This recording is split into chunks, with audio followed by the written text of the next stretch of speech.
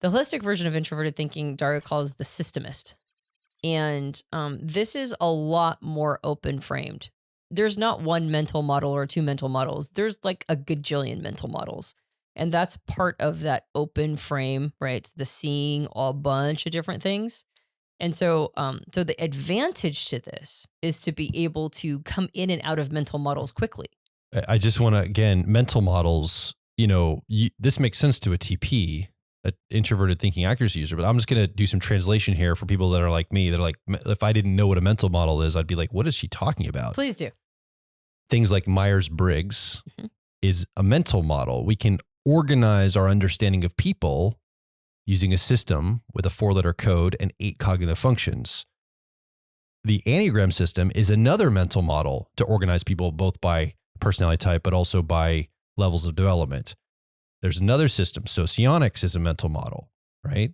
The old temperaments of sanguine, phlegmatic, that's a mental model. Kierkegaard's temperaments is a mental model. So I'm just mentioning these in personality type. Yeah.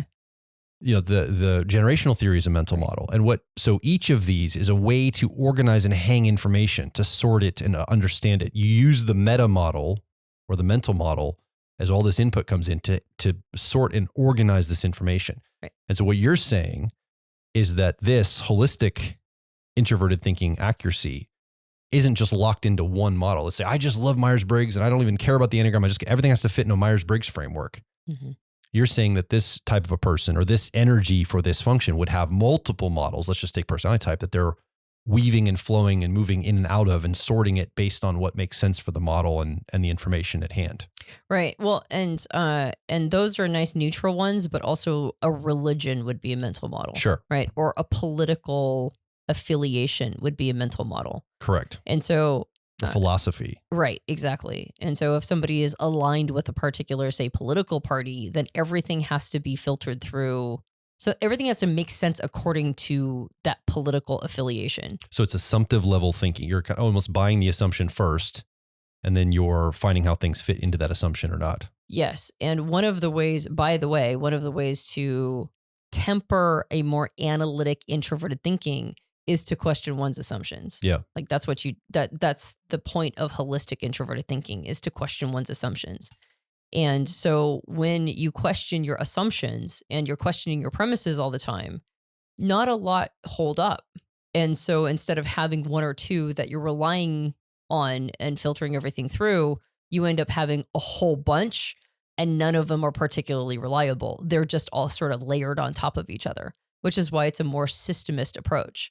And so there's a lot of value to that, right? There's a capacity to, sort of see things at multiple different layers. Dario uses the example of, like, in the humanities, you've got the individual psychology of a person, and then you've got where they fit in their family structure and their family system. And then you've got where they fit in their cultural system. And then you've got where they fit sort of globally. And there's all these different layers of where a person fits. And there's a ton of models that come in. Like if I look at individual psychology, there's like probably a dozen different models I use on that one. And then when I look at family systems, there's a couple solid models. And when I look at cultural systems, I've got like probably a dozen more cultural, and so it's like every piece of information is just being filtered through all these different models and all these different ways of looking at it and trying to find order in all that chaos, right? Because it gets real complex real quick. The disadvantage is that people who have a more holistic introverted thinking have a very hard time being motivated towards anything ever, right? Because nothing is particularly persuasive. Yeah. Right? Everything is just a model. And so it's hard to be driven towards anything. It's hard to have a goal. It's really easy to get overwhelmed by all the data and the information. It's like, well, if I look at it this way, it's this thing. But if I look at it this way, if I put it through this model and blah, blah, blah, blah, blah, blah, blah, and then it's just hard to know what to do ever. And so the massive downfall of holistic introverted thinking or accuracy is it's almost like a malaise, right? It's not like an emotional malaise. It's just kind of like everything's absurd. So what do I do now, right?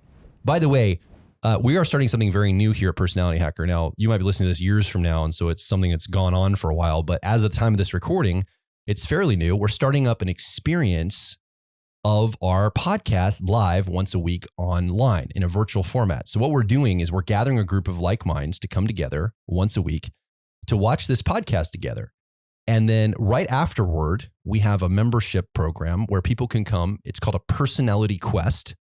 And we talk about the podcast right afterward. We unpack the learning from it, how we can apply it to our lives. And then we give the entire group of people that have gathered an assignment or a challenge for that week, some journal prompts and some reflection, but also a challenge that week to go test out in their real life, to go explore in the world. All of us are going to do the same challenge that week. And we come back the following week, we talk about it, unpack it, and we get the learning from it. And every week getting together to do this, we've already been doing a few weeks. It's been fantastic. I've loved doing it.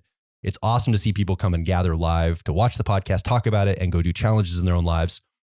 You should be a part of this. If you're listening or you're watching, we want you to be part of it. Currently, we're doing it on Sundays. You can find out more information to be part of Personality Quest if you come over to personalityhacker.com/quest, and you can learn all about the quests and what we're doing there and get yourself involved, because I think you're going to love this experience, especially if you've loved the podcast and you love personality types and personal growth and the intersection of those two things. It's one of the things that I am super excited about going forward with. So, and there's going to be some live elements to that. And there's a whole bunch of stuff that we've got planned around this. But right now we're just starting with these weekly gatherings, and I'd love for you to be involved. So if you're a TP person that maybe struggles with motivation, I mean, the immediate takeaway is you could probably lean into more of a analytic expression of your introverted thinking or accuracy process. Yeah, Try absolutely. to exercise that more. And that might help you with motivation, clarity, focus, goal setting, the things maybe you want in life to go toward. Well, and the first way that Dario describes analytic introverted thinking or accuracy is stubborn on principles. Yeah. There's a stubbornness to it. Yeah. That's very beneficial to people who favor holistic introverted thinking or accuracy, because there's no stubbornness there. There's just another way of seeing something. Yeah. Right? There's just like another way of looking at it. Or not from different perspectives, but from different mental models, from different systems and different ways of looking at things. You're taking the same data and running it through multiple different, almost like sorting on a spreadsheet. I've got the same data, but I'm organizing it in different columns, and I'm running different reports based on that same numbers. I'm getting different results based on how I run the report or what I'm looking for in the data. Yes, exactly. And so a holistic introverted thinking or accuracy user is doing that more than the analytic. Yeah, way more. In fact, almost compulsively. And so the other piece is they oftentimes lack expertise. Unlike the analytic introverted thinking that usually has high expertise, holistic introverted thinking or accuracy usually lacks it. Yeah. Because what are you going to be an expert in? You'd have to choose, right? You'd have to decide. And so the nice thing is all of the complexity of thought. The bad thing is that's all you get. Right? There's nothing else. And there's a lot of diminishing returns on how far that will get you. So you can tell that I, at this point, favor or seem to favor more of a holistic introverted thinking or accuracy frame, because part of the reason why we do this podcast is because I just love mental models and I like introducing new ones all the time. And learning them yourself. And learning them myself and talking about them and, unearthing new information. And what if I look at it through this system? So the podcast has been basically in part me wanting to talk, and you as well, but speaking about my introverted thinking. Of course. Me wanting to talk about all these different models that I get excited about. But I grew up in a religion that taught me to be analytic introverted thinking. It was the only thing I could be analytic about and get away with it. And so I grew up very analytic, introverted thinking. That's one of the reasons why I frequently say I grew up kind of a dick, is what I'm really saying is that I grew up stubborn and argumentative, and everything had to fit into my frame. Otherwise, I immediately rejected it, and I was not nice about it either. Yeah.